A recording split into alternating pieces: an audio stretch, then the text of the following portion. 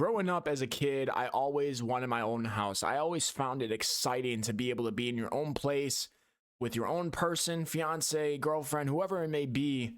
I always found that awesome. I always found that as something I wanted to achieve as young as possible. Well, I'm 23 years old now, but I bought a house when I was 22. And this video is going to tell you guys how I did it. Hello, ladies and gentlemen, this is the Rick, and today, as you can tell from the title, as you can tell from the beginning intro, it's a little bit of a different video. It's not the normal Call of Duty rant, all that type of stuff. So I wanted to bring this out to you guys because I have a lot of people, especially my friends, that are asking me how the hell I bought a house at the age of 22.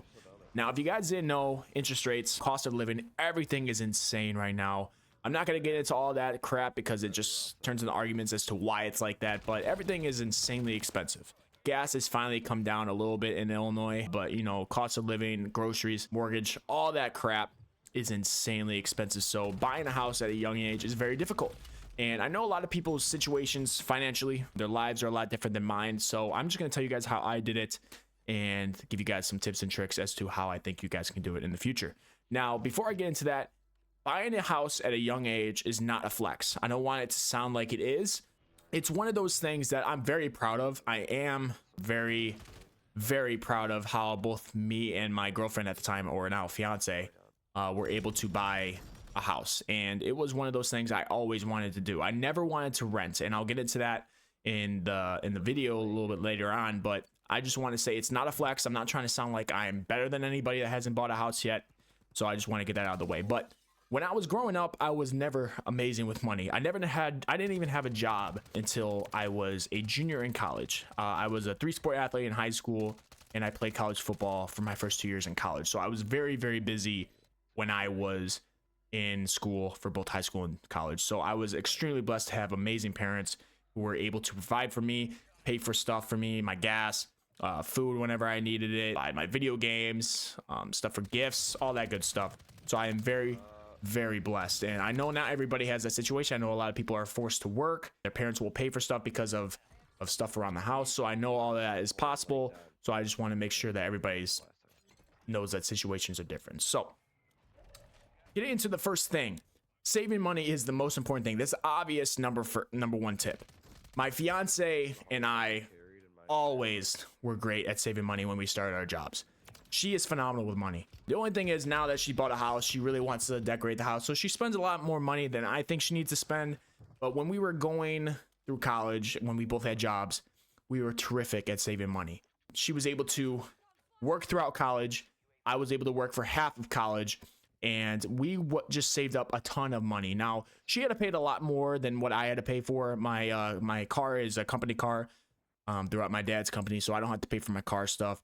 She has to pay for her car stuff, so I was able to save as much money as she was, but she was making more, so we were kind of around the same. But when it comes down to it, saving your money is obviously the most important thing. If you don't save money, especially nowadays, there's no chance in hell you're going to buy a house. There's no way. So you got to be smart.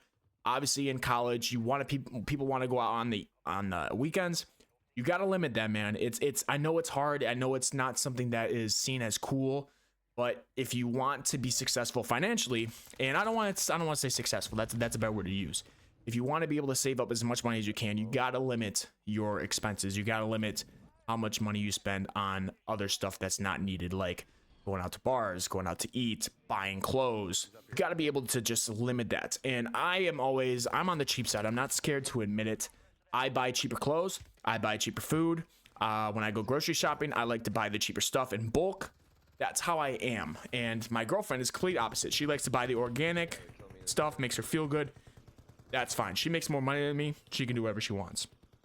But limit your expenses, save your money as best as you can. That's the first tip. Number 2, I know everyone is not able to stay at home after college or stay at home during college. When I came back after playing football for 2 years and I came back to finish college around my house, I was able to live at home. So I was not paying for a dorm or all that stuff. So that saved me money right there. But after college, I was able to stay at home rent free as well. I just did chores around the house. I made sure everything was clean. I helped out when we were cleaning.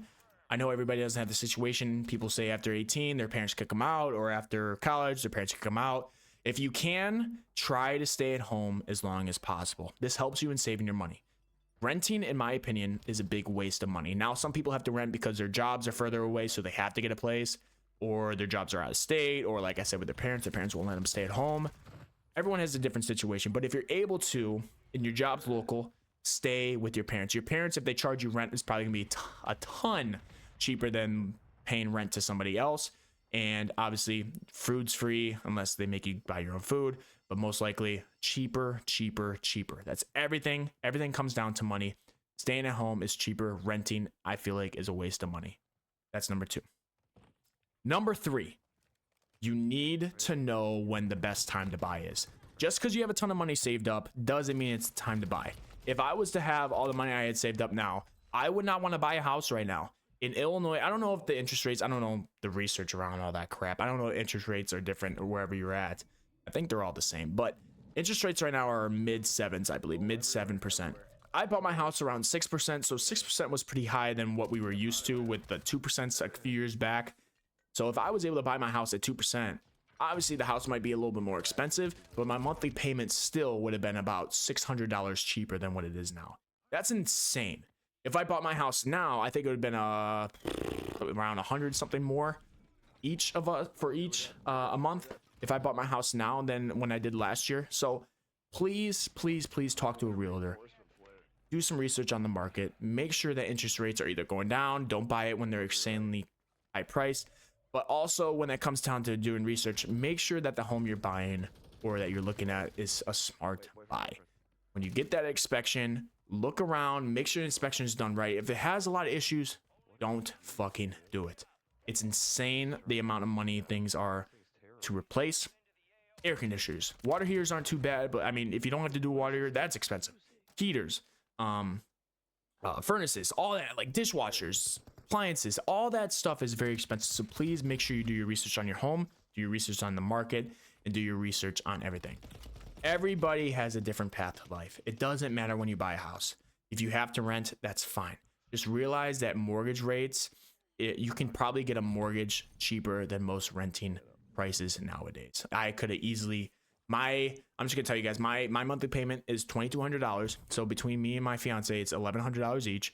And a lot of people around my place I live that are renting are paying $200 to $300 more a month for the same thing. So just do your research, make sure everything is set forward and not too crazy. So those are my 3 tips for you guys. I hope that this can either push you to doing better with money or push you to go into that goal of buying a house, whatever it may be. But just remember, like I said many times throughout this video, everybody's path is different. Everybody's way in life, whether with the person or not, is different. So please just know that everybody is gonna have a different experience. So hope you guys enjoy this video.